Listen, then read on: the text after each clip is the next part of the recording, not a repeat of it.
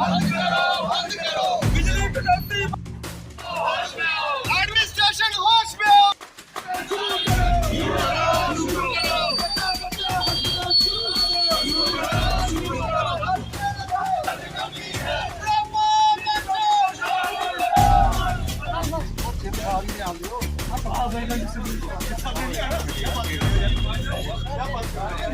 नहीं बस ये मीडिया वाले यार सब वाले बस बस बस बस बस आओ सर आओ सर आओ सरपंच साहब आइयो गंदी पानी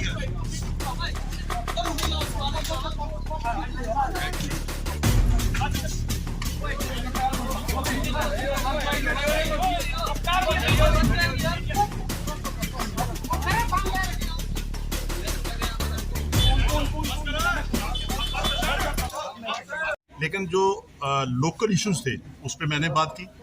जो स्टेट लेवल पे जो हमारी पार्टी गुलाम नबी आज़ाद साहब ने जो हर डिस्ट्रिक्ट में पार्टी टीम भेजी है, जिसमें आज चिप साहब यहाँ आए हैं और हम सब लोग जैसे आपने देखा बाजार से प्रोटेस्ट निकाला। सब लास्ट में डिस्ट्रिक्ट एडमिनिस्ट्रेशन का ये था कि लिमिटेड लोग आने चाहिए, हम लिमिटेड लोग वहाँ एडमिनिस्ट्रेशन में, वो हमने मेमोरेंडम दिया, वो चिप साहब आपको बताएंगे।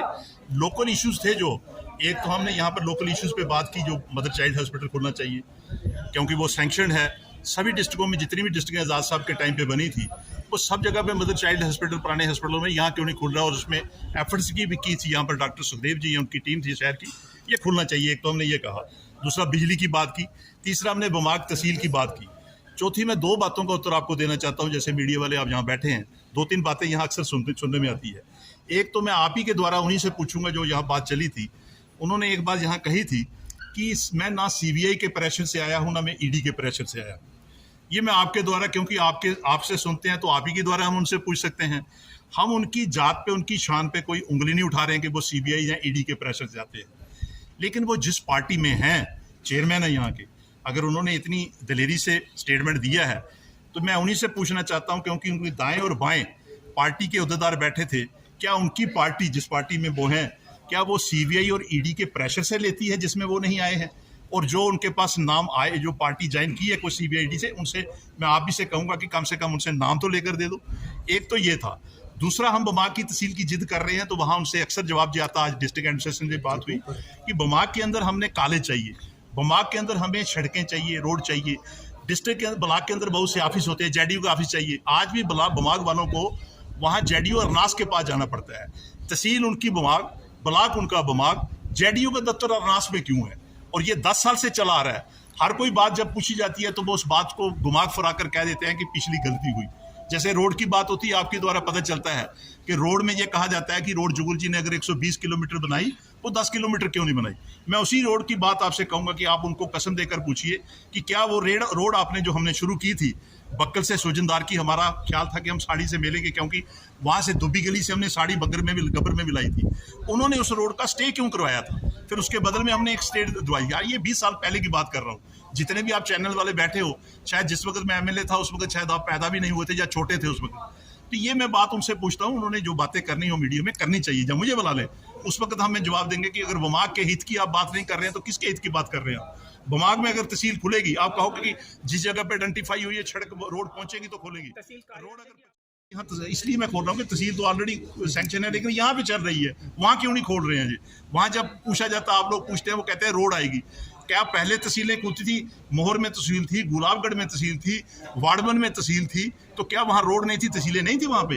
ये खुलनी चाहिए। तहसील से खुलने से वहाँ पर कॉलेज खुलेंगे, नियाबतें बनेंगी, ब्लॉक बनेंगे, JDU के दफ्तर बनेंगे। इसीलिए मैं सबसे, और मैं एक और मजेदार बात मैंने सुनी कि वहाँ उन्होंने कहा कि जुगल जी, मेरे लिए पर्टिकुलर कहा था कि 2 दफ़ा हारे हैं, हार और जीत बनी हुई है, इसमें किसी ने घबराना नहीं चाहिए। जीता तो कभी कभी कोई है, ये भी मैं मानता हूँ, लेकिन फील्ड नहीं हमने छोड़ना चाहिए। मुझे बड़ी हंसी आती है, एक दफ़ा मैंने किसी के कहा कि जुगल जी आपकी सुनवाई नहीं होती, आप तो माता के भक्त भी हैं। दूसरे की सुनवाई हो गई, वो तो डाकू भी है, चोर भी है। तो मैंने कहा माता उसकी डाकू चोर की भी होती है और मेरी भी होती है। सुनवाई अलग चीज़ है, ये लोगों ने फैसला करना है।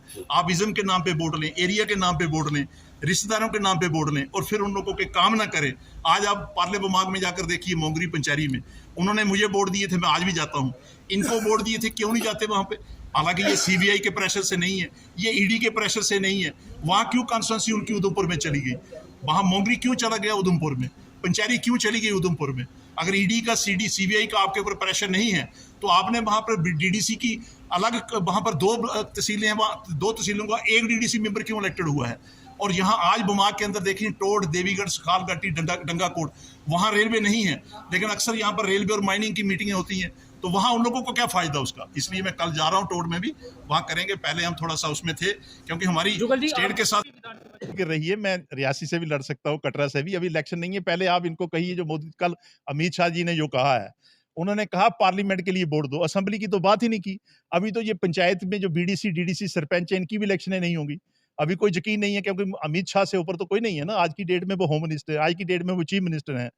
कल उन्होंने आप ही के द्वारा हमने मीडिया में सुना, उन्होंने कहा मोदी जी को आपने 9 साल वोट दिए हैं और उस 9 साल की आपने खुशी मनाई बक्कल में पुल देकर।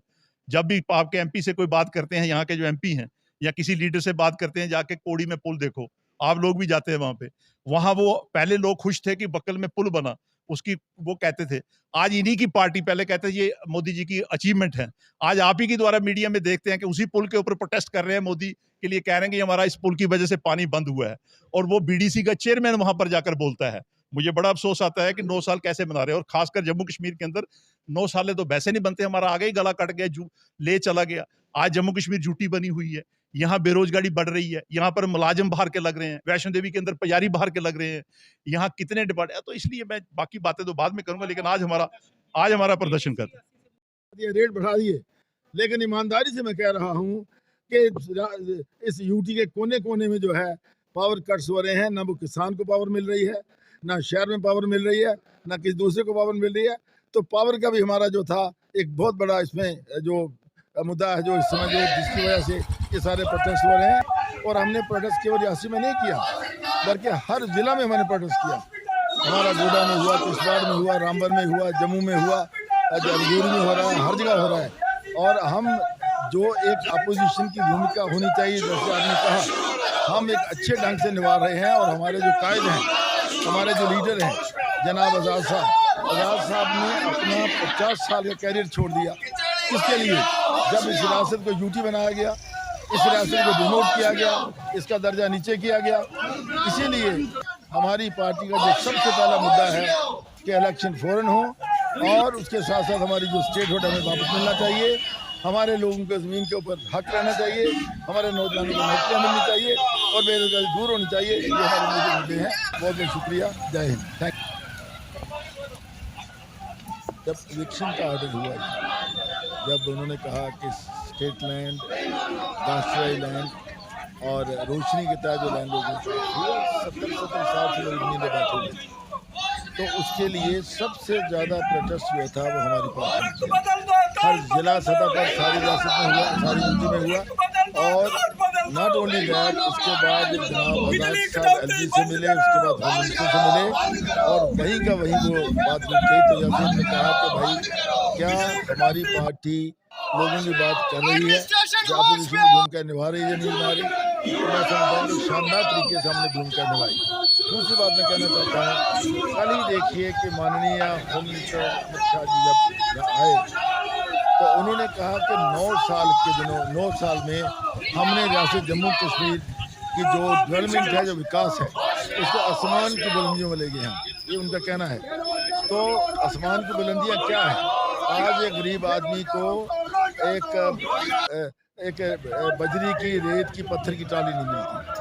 आज हमारे हज़ारों नौजवान जो हैं, जो बेरोजगार हैं, जो डेली वेजर काम कर रहे थे, चाहे वो PHE के थे, चाहे रहबरे तालीम के थे, रहबरे खेल के थे, रहबरे जंगलात थे, आज बिल्कुल उनको जो है सरकार ने उनके दरवाजे बंद कर दिए हैं। ना उनको तनख्वाह मिल रही है, ना उनको पक्का किया जा रहा है। तो ये हमारी डेवलपमेंट हुई है 9 साल में। और इसके अलावा देखिए, राशन की बात करते हैं, हमने कहा है APL राशन उन्होंने बंद कर दिया। 50 किलो राशन होता था, 5 किलो में लिया। BPL राशन को भी उन्होंने कम कर दिया। और देखिए, खासकर जो लोग हमारे पहाड़ों पर हैं, जो लोग हमारे बॉर्डर पर हैं, जो गाँव में रह रहे हैं, उनके लिए इस राशन का बड़ा महत्व है। तो हमारा जो प्रोटेस्ट मैं कह रहा हूँ, वो एक पीसफुल प्रोटेस्ट है। बहुत सी चीज़ें सरकार ने सामने रखी हैं। इसके साथ साथ इन्होंने बताया जो CUET का मुद्दा था, किसने वापस करवाया? वो आज़ाद साहब, जो हमारी पार्टी है, डेमोक्रेटिक प्रोग्रेसिव आज़ाद पार्टी की देन है। कि सरकार को अपना फैसला वापस लेना पड़ा और सरकार को कहना पड़ा कि जो बच्चे रह जाएंगे उनको मर्जी का कॉलेज मिलेगा। वरना किसी भी पार्टी ने, मुझे बताइए, बीजेपी ने कोई आवाज़ उठाई? मुझे बताइए किसी दूसरी पार्टी ने आवाज़ उठाई? ये केवल हमारी आज़ाद साहब की जो पार्टी है, डेमोक्रेटिक प्रोग्रेसिव आज़ाद पार्टी, उन्होंने आवाज़ उठाई और ये मुद्दा वापस हुआ। इसके साथ साथ मैं कहना चाहता हूँ, आप ये कह रहे हैं प्रॉपर्टी टैक्स लगेगा। प्रॉपर्टी टैक्स के लिए भाई हमारी असेंबली नहीं है, हमारी इलेक्शन नहीं हुई, तो पहले असेंबली में डिस्कस हो, पहले फैसला हो कि प्रॉपर्टी टैक्स किससे लेना है, कितना लेना है, क्यों लेना है। अब गरीब लोगों को आप दबाना चाहते हैं। और सबसे बड़ा मुद्दा हमारा बिजली का है। स्मार्ट मीटर दे दिए, बोला कि हम 24/7